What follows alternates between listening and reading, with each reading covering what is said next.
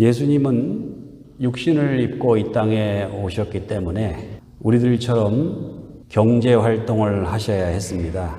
기원 1세기 팔레스틴은 로마의 지배하에 있었고 로마에서는 원시 제국주의 치하의 식민지 경제 시스템으로 제국을 운영하고 있었습니다.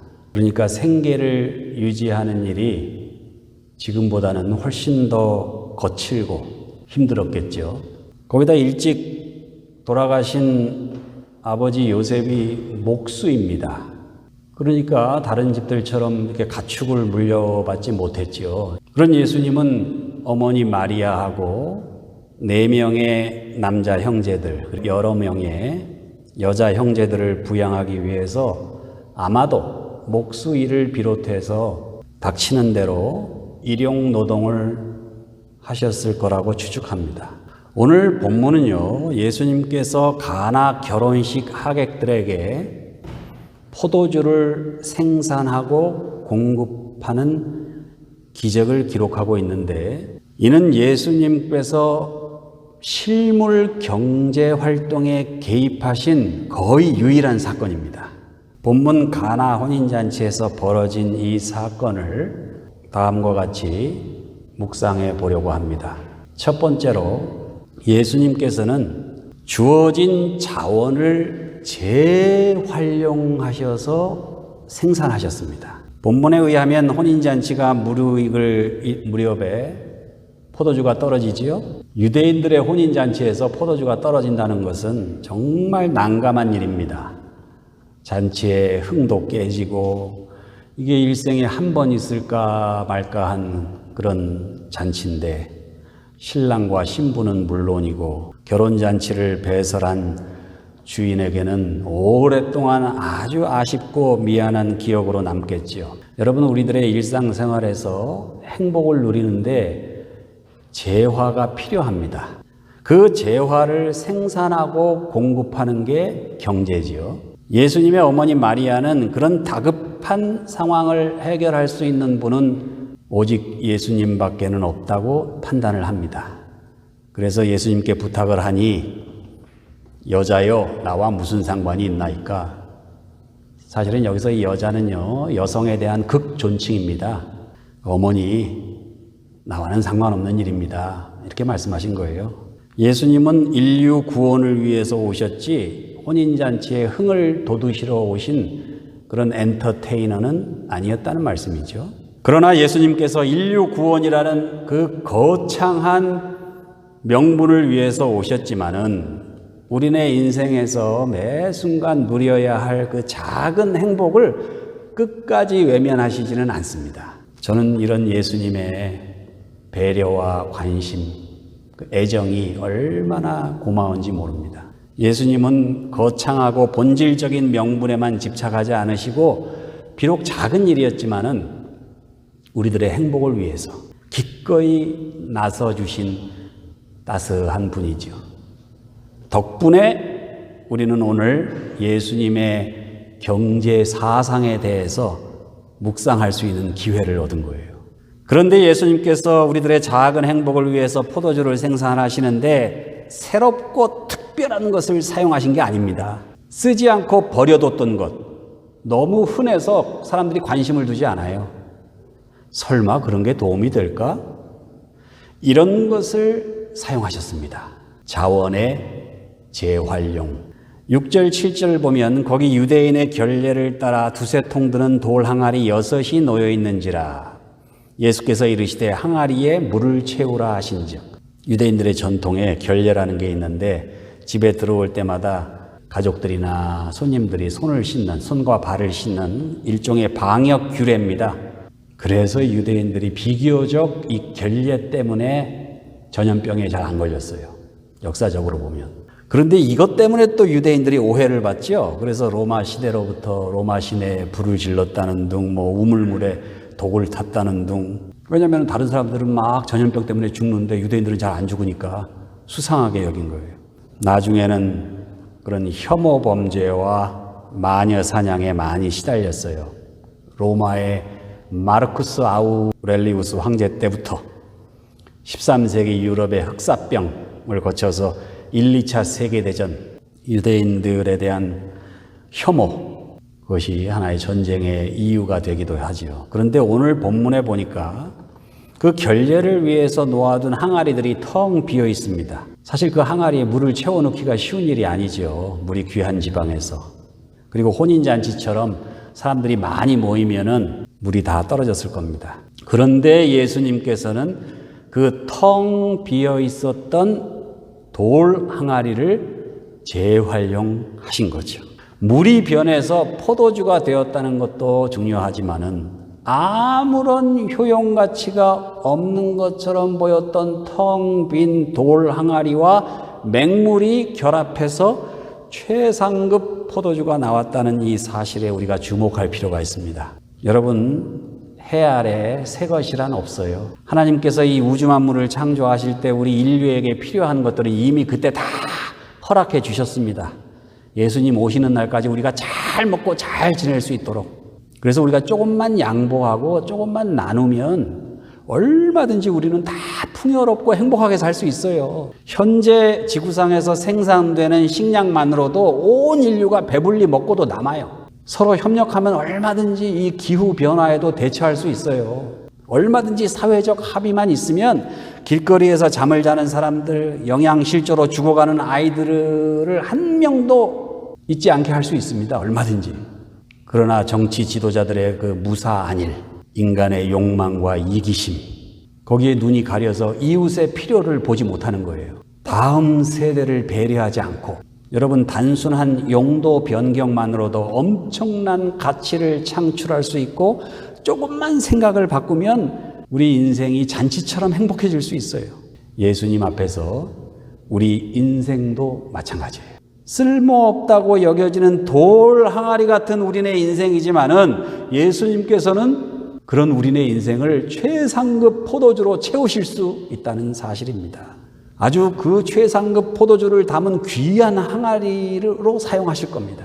쓸모없다고 덩그러니 버려진 돌 항아리가 최상급 포도주를 담는 용기가 된 것처럼 우리 삶에 지나쳐버리기 쉬운 것들, 심지어는 천하게 여기던 것들, 우리가 혐오하던 것들, 아무 의미가 없는 것처럼 보여줬던 거기에 위대한 가치가 있고, 이 불공정하고 이 악한 세상도 얼마든지 우리는 잔칫집으로 만들 수 있습니다. 예수 그리스도를 내 마음속에 모신 후에 우리 주님께 귀히 쓰임받아 이웃을 위해 나누며 섬기는 돌 항아리와 최상의 포도주가 되어 이 세상을 행복한 혼인 잔치집으로 만들어 가시는 우리 모두가 되시기를 주님의 이름으로 축원합니다. 두 번째, 예수님께서는 한결같이 공급하셨습니다. 예수님께서 텅 빈 돌 항아리와 맹물로 만드신 포도주를 맛본 사람들이 하나같이 칭찬하죠. 사람마다 먼저 좋은 포도주를 내고, 그래서 사람들이 취한 후에는 싸구려 포도주, 취했는데 포도주 맛을 아나? 그러나 그대는 지금까지 좋은 포도주를 두었도다. 여러분, 좋은 물건을 생산하는 거 중요해요. 그런데 그것을 항상 지속적으로 공급하는 건 더 중요합니다. 팬데믹으로 인해서 지금 전 세계가 물류 대란을 겪고 있죠. 극심한 인플레이션의 원인이기도 합니다. 여러 가지 이유가 있어요. 그런데 가장 큰 이유는 아직도 세계 경제가 생산 위주의 적자 생존 방식으로 운영되고 있기 때문입니다. 이제는 경제가 지속적인 공급과 공정한 분배로 그 화두를 옮겨가야 되는데, 아직도 이 경제를 이끌어 나가고 있는 사람들은 여전히 적자 생존에 승자가 독식하는 그런 생산 중심적 경제 시스템을 호소하고 있습니다. 지난 수세기 동안에 미국을 비롯한 선진국들이 중국, 한국, 동남아시아 개발도상국들의 그 노동자들의 열악한 환경과 조건 속에서 힘들게 생산한 것들을 아주 싼 값에 들여와서 인플레이션을 모르고 살아왔죠. 선진국들이 다 그렇습니다. 그런데 지금 미국과 중국이 무역 분쟁을 시작하니까 이로 인해서 자동적으로 공급에 지장이 있지요.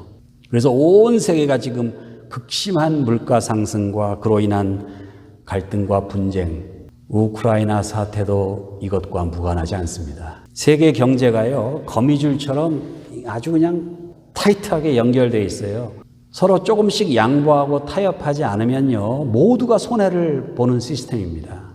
일부 극소수를 제외하고 좀 더 더딜지라도 다 함께 성장하고 다 함께 풍요로운 길로 가지 않으면 또 다른 전쟁의 세대를 맞이할 수밖에 없는 거죠. 경제 활동에 있어서 남들이야 어떻게 되든 내 이익만 생각하고 우리만 잘 먹고 잘 살려고 한다면 지속적인 서비스, 지속적인 분배는 불가능합니다.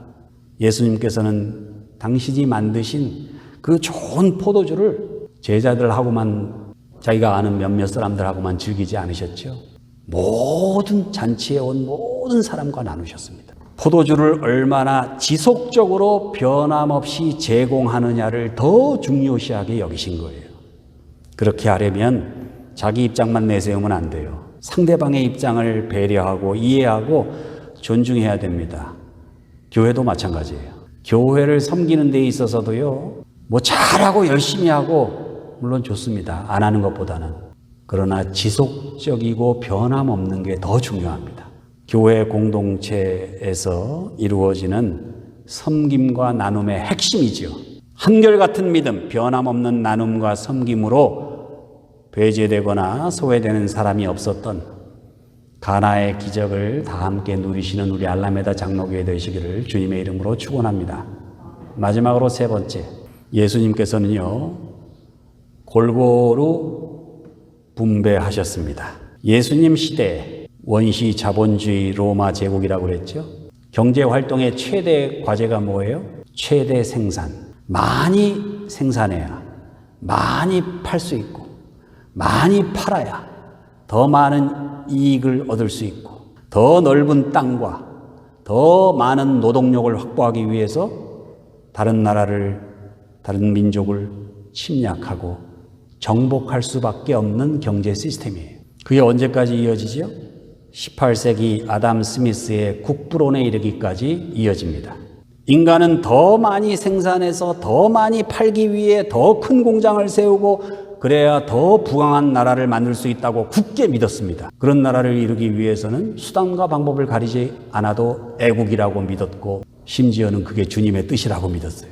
이런 믿음은 하나의 이념이 되어서 시장을 확대하고 소비자를 확보하기 위한 무자비한 식민지 쟁탈전으로 이어졌죠. 그래서 포르투갈과 스페인은 남미, 북미, 영국과 네덜란드는 아프리카, 북미, 인도, 중국, 프랑스와 미국도 쟁탈전에 뛰어들었어요. 그래서 미국은 필리핀을 차지하죠. 여기까지는 대량 생산한 물건을 판매할 시장을 확보하기 위한 경제적 제국주의였습니다. 그런데 뒤늦게 쟁탈전에 끼어든 나라들이 있죠. 독일과 이태리. 근데 다 선진국들이 차지해버리니까 빼앗을 땅이 없잖아요. 그럼 어떻게 해요? 먼저 식민지를 개척한 나라들의 식민지를 뺏는 거죠. 그러기 위해서 일으킨 전쟁이 1, 2차 세계대전입니다. 그러니까 독일의 나치즘이나 이탈리아의 파시즘은 좀 더 야비해진 형태의 군사적 제국주의입니다. 일본에서도 막부 제도를 지탱하던 군벌의 사병들이 폭력배 낭인들로 변신해서 남의 나라 들어가서 학살과 암살을 일삼는 더 잔혹한 군사적 제국주의를 밀어붙였죠. 그 희생양이 된 게 조선반도였죠. 마지막으로 식민지 쟁탈전에 뛰어든 나라가 어디예요? 러시아입니다. 그런데 러시아가 남의 나라를 빼앗으려고 하니까 서쪽에는 이미 영국, 프랑스, 독일이 떡 버티고 있고 동쪽 끝에는요, 일본이 치고 올라오고 있고 남쪽에는요, 드넓은 사막과 중국이라는 나라가 떡 버티고 있고 고민하다가 칼 마르크스의 자본론이라는 책에서 착안을 했어요. 노동자들과 농민들의 그 원한과 분노를 선동해서 자신들의 영토를 넓히려고 했는데 이것이 바로 이념적인 제국주의 형태인 공산주의입니다. 소련 연방이라는 이름으로 주변 국가들과 한반도에 이르기까지 전쟁을 일으켰죠. 그래서 식민지를 구축했습니다. 그 잔재가 남아 있어서 지금 우크라이나에 또 전쟁이 일어난 거예요. 근현대사, 아니 로마 제국 이후부터, 아니 그 이전부터 벌어진 참혹한 전쟁들은 한마디로 시장의 확장을 위한 제국주의 식민지 쟁탈 전쟁이었습니다. 그래서 경제적 제국주의인 자본주의나 군사적 제국주의인 전체주의나 이념적 제국주의인 공산주의나 최근에 등장한 금융 제국주의에 이르기까지 수단과 방법을 가리지 않고 시장을 확장하는 적자생존 무한 경쟁의 잔혹한 제국주의의 다른 이름들일 뿐인 겁니다. 그러나 예수님께서는 오늘 가나의 혼인잔치를 통해 공동체 전체를 위한 분배의 경제를 제시하셨죠. 생산된 것을 공평하게 분배하면 모두가 얼마든지 행복할 수 있다는 걸 가르쳐 주신 거예요. 그 가르침을 누가 실천했어요? 초대교회 공동체가. 그러니까 백성들의 칭송을 받았죠. 그래서 교회가 부흥했죠. 제국주의 경제 논리에 의하면 지배자는 좋은 것을 차지하고 피지배자는 지배자들이 쓰다가 남은 것을 얻습니다. 그것도 굽신굽신거리면서. 부자는 좋은 것을, 가난한 자는 남는 것을 얻습니다. 권력자들은 많은 것을, 힘없는 자들은 적은 것을 가지고도 서로 차지하려고 아둥바둥 그렇게 살아가야 됩니다. 그래서 그 경쟁에서 패배하면요, 길거리로 쫓겨나거나 지하 단칸방에서 스스로 목숨을 끊어야 됩니다. 그러나 예수님께서는 처음 온 손님이나 나중 온 손님이나 똑같이 질 좋은 포도주를 대접하셨습니다. 주인이나 손님이나 부자나 가난한 자나 먼저 온 자나 나중된 자나 모두에게 좋은 포도주를 주셨습니다. 이것이 로고스 이코노미. 예수님께서는 혼인잔치에 모인 모든 사람들의 행복을 위해 좋은 포도주를 생산하셨고 그 좋은 포도주를 한결같이 지속적으로 모두에게 공평하게 나누어 주셨습니다. 예수님께서는 남의 것을 빼앗거나 무모하게 경쟁하지 않고 있는 것을 잘 활용해서 생산하셨고 그렇게 생산한 것을 지속적으로 공평하게 분배하셨습니다. 그랬더니 모두가 기쁘고 즐겁고 행복했습니다. 불평등하고 불공정한 이 시대에 하나님께서 우리들에게 주신 자원을 잘 활용해서 만든 질 좋은 재화를 언제 어디서나 누구든지 다 함께 나누며 즐겁고 행복하게 살아간다면 얼마나 좋겠습니까? 누가 그것을 우리가 죽어서 천국에 가야만 누릴 수 있는 이상적인 환상이라고 했습니까? 저는 절대 그렇지 않다고 믿습니다. 예수님이 보여주셨던 이 로고스 경제가 이 시대 우리네 삶 속에 다시 구현되어 가나의 혼인 잔치집 같은 그런 행복한 지구촌이 되시기를 우리 주님의 이름으로 축원합니다.